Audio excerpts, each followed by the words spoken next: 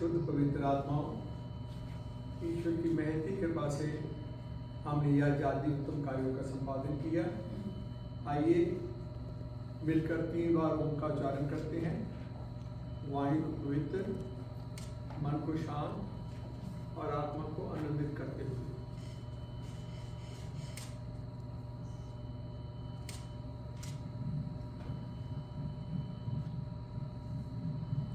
लंबा सांस भरकर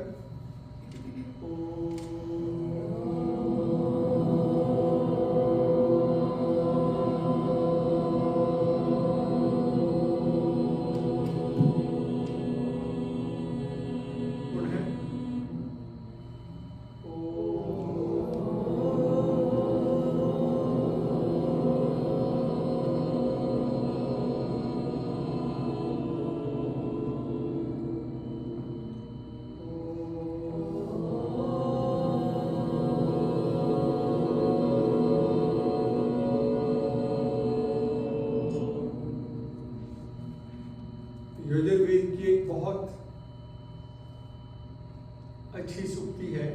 उसमें कहा है, समश्रुतेन गमे में ही मां श्रुतेन विराधसी। हे ईश्वर, मैं जो अच्छा सुन लूं वह अच्छा सुना हुआ मेरे जीवन का अंग बन जाए। मां विराधसी, वह मुझसे कभी अलग ना हो। ऋषि दयानंद जी का महान उपकार है हम पर कि उन्होंने वेदों को पुनः जीवित किया और 20,380 मंत्रों में से 8 मंत्र सिलेक्ट कर दिए हमारे लिए कि जब आपने प्रार्थना करनी है तो ये 8 मंत्र 20,380 मंत्रों में से उनका कोई विशेष प्रयोजन या लाभ होगा। आइए उन्हीं मंत्रों की कड़ी में तीसरा मंत्र है, यह आत्मदा बलदा यस्य विश्वपास्ते प्रशिषम यस्य देवा यस्य छाया अमृतम यस्य मृत्यु कस्मै देवाय हविषावदे। यह आत्मदा, वह ईश्वर आत्मा को देने हारा है। आप कह सकते हैं आत्मा अजर है, अमर है, अविनाशी है, अनादि है। अतः ईश्वर कैसे देने वाला है? ईश्वर ने ये जो हमें मानव का चोला दिया, इसी कारण हमें पता चला कि हम आत्मा हैं। जब सृष्टि बनाई, सबसे पहले महतत्व बनाया गया बुद्धि, फिर उसके बाद अहंकार। अहंकार क्या है? फीलिंग ऑफ एग्जिस्टेंस, कि मैं हूं। आप सभी को यह तो कभी महसूस नहीं होता कि मैं नहीं हूं। मैं हूं, यही आत्मज्ञान है। बिन आत्मज्ञान के दुनिया में इंसान भटकते देखे हैं। इंसानों की तो बात ही क्या, जाने माने लोगों के भगवान भटकते देखे। यह आत्मदा बलदा, फिर वह शरीर बल का देने वाला है। शरीर बल जिससे हमारी पूरी दिनचर्या चलती है। हमने भी यज्ञ किया, मैं बोल रहा हूं, आप सुन रहे हैं, आप नौकरी करते हैं, जॉब करते हैं। ये सब किससे पॉसिबल है? शरीर बल। और शरीर बल के बाद बुद्धि बल।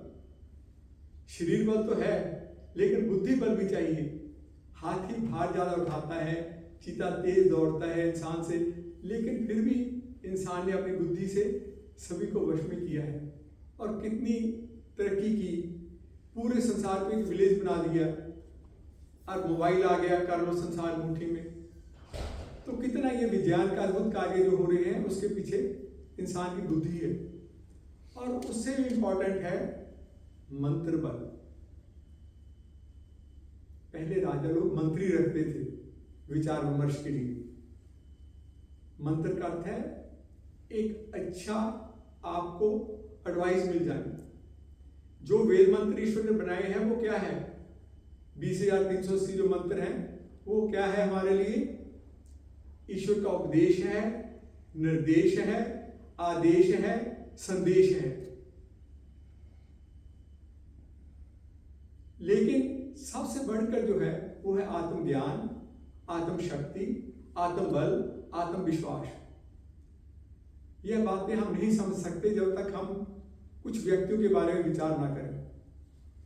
मैंने आज से 30-35 साल पहले पुस्तक पढ़ी थी वीर सावरकर जी की। मेरा आजीवन कारावास।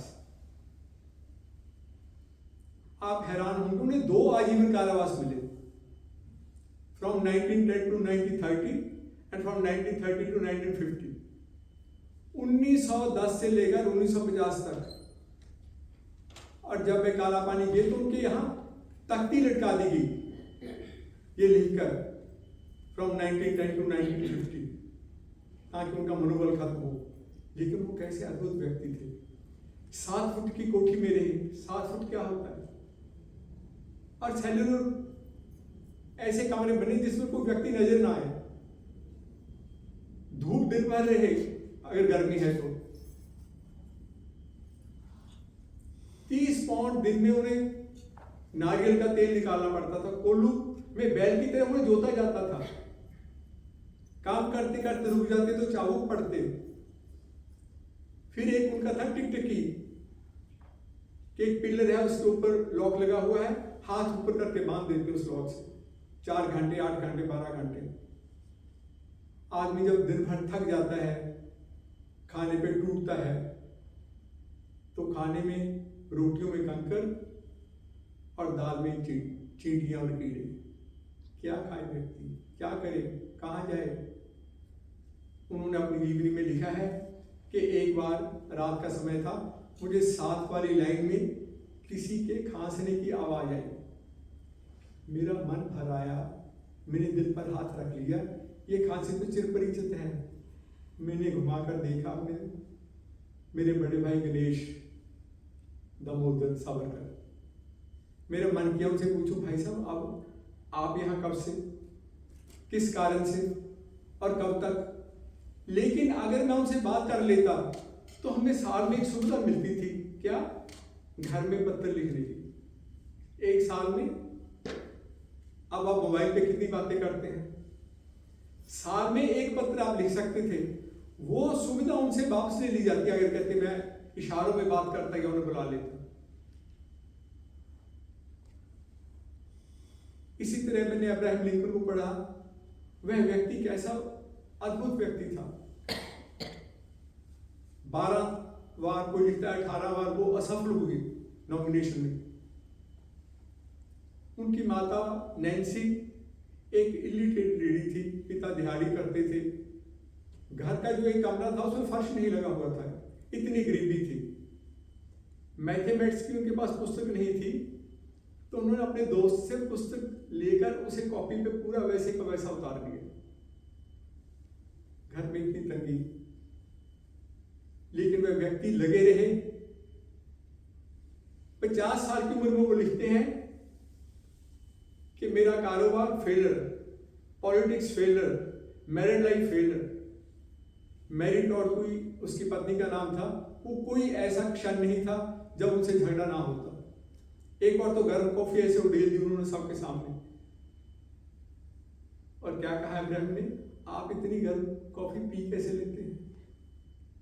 कैसे लोग थे वो, कितना आत्मबल था उनमें। और अंत तो वो 1860 में राष्ट्रपति बने, 1864 में फिर बने। और उनका एक ही लक्ष्य था बचपन से कि मैंने दास प्रथा को खत्म करना है। उन्होंने अपनी जान की परवाह नहीं की, दास प्रथा को खत्म किया। 3 पंक्तियां मेरे पास हैं। उन 3 पंक्तियों में 3 व्यक्तियों का जीवन का हाल है। पहली पंक्ति है, हंस हंस के हंसराज ने तन मन व धन लुटा दिया। महात्मा हंसराज कौन थे? डीएवी जो इंस्टीट्यूशन आप देखते हैं पूरे इंडिया में गवर्नमेंट के पैरेलल वो इंस्टीट्यूशन है, उसके जो संस्थापक थे, फाउंडर थे, वह कौन थे? महात्मा हंसराज। आपने वॉलंटरी की होगी 1 महीना, 2 महीने, 6 महीने। महात्मा हंसराज जी ने आजीवन वॉलंटरी। आप इमेजिन कर सकते हैं कोई व्यक्ति जिस संस्था में काम कर रहा है वो डीएवी में काम करते थे, लेकिन एक पैसा कभी डीएवी कॉलेज से नहीं लिया। मैं सैल्यूट करता हूं उनके बड़े भाई मुल्क राज जी को। उन्होंने कहा था जब मैं वो 46 उनकी आमदन थी तो 23 उन्हें देते थे। जब उनकी आमदन 60 हुई तो 30 रुपीज उन्हें देने लगे। और अंत में जब उनकी आमदन ₹80 होगी तो 40 रुपए उन्हें देने लगे। पूरा जीवन वो अपने भाई से लेते पैसे और अपनी खर्चा चलाते। कैसे लोग थे वो। हंस हंस के हंसराज ने तन मन व धन लुटा दिया। श्रद्धा से श्रद्धानंद ने सीने में खाई गोलियां। स्वामी श्रद्धानंद जी अपनी वकालत छोड़ दी। व्यक्ति अपने पे लाके सोचे कि मैं अपना कारोबार छोड़ सकता हूं, वकालत छोड़ दी। यही तक नहीं, अपनी पूरी धन संपत्ति, अपनी जो जलंधर में निजी कोठी थी वह भी प्रदेश सभा को दान में दे दी। काम छोड़ दिया, संपत्ति दे दी। 2 बच्चे हैं, उन्हें लेकर लोग कहा करते हैं गुरुकुल में चले गए। गुरुकुल नहीं था उस समय, वो कांगड़ी ग्राम था जहां शेर और चीतों का वास था, पूरा जंगल था, पत्थर थे। उन्हें गुरुकुल बनाया गया और जब गुरुकुल पूरा बन गया फिर दिल्ली में सामाजिक कार्य के लिए आ गए। एक दिन वो बीमार थे, एक व्यक्ति उन्हें मिलने आया तो उनका जो सेक्रेटरी था वो कहने लगा धर्मपाल कि स्वामी जी की तबीयत ठीक नहीं, वो मिल नहीं सकते। उन्हें ये सुनाई दिया, उन्होंने कहा धर्मपाल आने दो। धर्म जी बाहर निकले, वो व्यक्ति अंदर गया और जाते ही उसने सबसे पहले क्या काम किया, रिवॉल्वर से गोली दाग दी। वो बीमार थे, प्रतिकार नहीं कर सकते थे, इसीलिए लिखा है श्रद्धा से श्रद्धानंद ने सीने पे खाई गोलियां।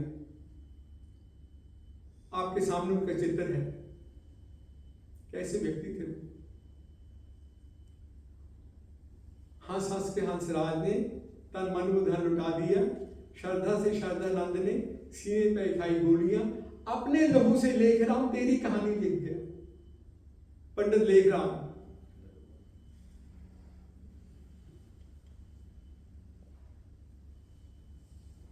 पुलिस की नौकरी करते थे, गवर्नमेंट जॉब थी उनकी, जॉब छोड़ दी।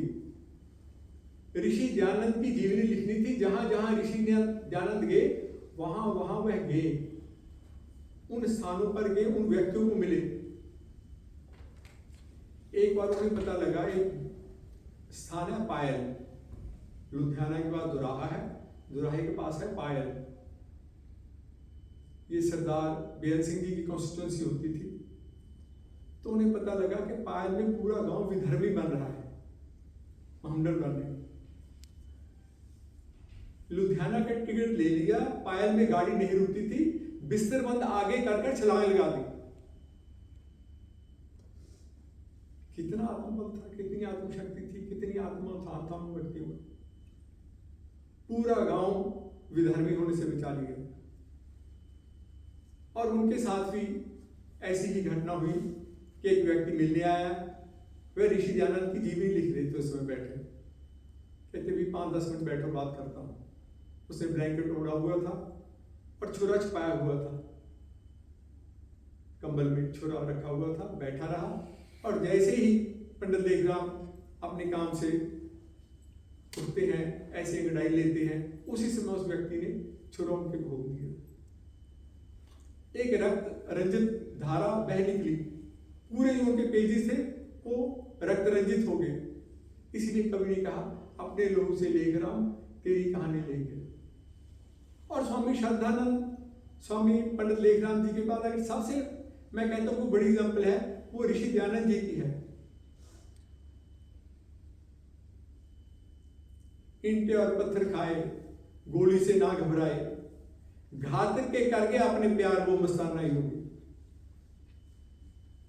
हमें को गाली निकाल जाए, हम उसका एड्रेस पता करते हैं, भी पता करें उसने मुझे ऐसा क्यों कहा, उत्तर का प्रत्युत्तर तो चाहिए। उस व्यक्ति ने जिसे जहर दे दिया, और जहर भी ऐसा जिसमें कांच घोलकर डाल दिया दूध में, वो निकालने लगे, पूरा शरीर फट गया उनका। उन्हें अपनी जीवन भर की पूंजी दे दी कि ये लो 700 रुपया और नेपाल के पार चले जाओ, नहीं तो मेरे शरीर से तुझे मार देंगे। ये है आत्मबल, ये है आत्मशक्ति, ये है आत्मविश्वास, यह आत्मदा बलदा, यस्य विश्व उपासते। कहते हैं ईश्वर को प्रार्थना किए जिसकी पूरा विश्व का सभी लोग उपासना करते हैं। एक बात जान लीजिए, उपासना से पहले स्तुति आवश्यक है। जब हम स्तुति करते हैं तो उस व्यक्ति विशेष से प्रेम होता है, उसकी इंपॉर्टेंस का पता चलता है। स्तुति, उपासना, फिर प्रार्थना। गायत्री मंत्र को इसीलिए महामंत्र कहा गया है, इसमें स्तुति भी है। ओम भूर्भुवः स्वः तत्सवितुर्वरेण्यं भर्गो। आप प्राण स्वरूप हैं, दुख दूर करने वाले हैं, सुख देने वाले हैं, आपका शुद्ध स्वरूप पापनाशक हैं, आप उत्पत्ति कारक हैं। ये सारी उनकी स्तुति है। फिर धीमे ही उपासना है। प्रचोदयात्, हमारी बुद्धियों को सन्मार्ग की ओर ले चले, हमें अच्छे मार्ग की ओर ले चले, हमें अपनी ओर ले चले। यह आत्मदा बलदा यस्य विश्वपास्ते प्रशिक्षम यस्य देवा। जिसकी विद्वान लोग आज्ञा का पालन करते हैं। ईश्वर की आज्ञा क्या है? यम, नियम, आसन, प्राणायाम, प्रत्याहार, धारणा, ध्यान, समाधि। ये ईश्वर की आज्ञा है। हमने कहां तक पकड़ा? यम को कितना जाना, नियम को कितना जाना, प्राणायाम कितना किया, समाधि। इसके लिए समय दीजिए। और जिसकी छाया अमृत है, अब कहते हैं ईश्वर का शरीर नहीं तो उसकी छाया कैसे होगी? छाया का यह अर्थ है जो उसका आसरा है, उसका जो आसरा है वही उसकी छाया है, और उससे दूर होना ही दुख है। कस्मै देवाय हविषा विधे, मैं तेरी भक्ति विशेष किया करूं। भक्ति विशेष क्या है कि जब व्यक्ति अपने आप को ईश्वर के अर्पण कर देता है, ये दंगदाशु से तो अग्नि भद्रम दृश्य से, जो अपनी आत्मा का दान दे देता है ईश्वर को, फिर ईश्वर उसका कल्याण करते हैं। ये वेद में लिखा है, ऋग्वेद में पहले अध्याय का 6वां मंत्र है ये दंगदाशु से। फिर व्यक्ति की अपनी इच्छा नहीं रहती। एक बड़ा कवि ने अच्छा लिखा है, मैंने पूछा पपीहे से ओ पपीहा, पी पी करता बता दिल किसको दिया, है लगन में मगन तेरा कौन पिया, बोला मेरा वही एक प्यारा प्रभु। ओम हो, ओम हो, तू ही तू, तू ही तू, तू ही बार तिहाड़ बेरंगों में है, तू ही छाया हुआ सभी रंगों में है, फूलों में बसी तेरी खुशबू। ओम भू ओम भू।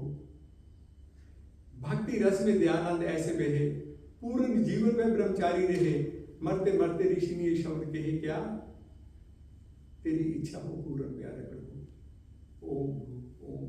व्यक्ति की अपनी इच्छा नहीं रहती, फिर ईश्वर की इच्छा ही उसकी इच्छा बन जाती है।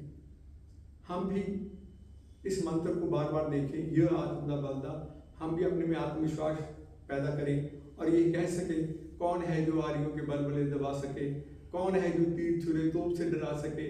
मन में आज बलबले हैं, बलबलों में जान है, आज सीने में उठा हुआ तूफान है, बार बार जान वेद ज्ञान पर लुटाएंगे, ऋषि का संदेश पूरे विश्व को सुनाएंगे। ओम।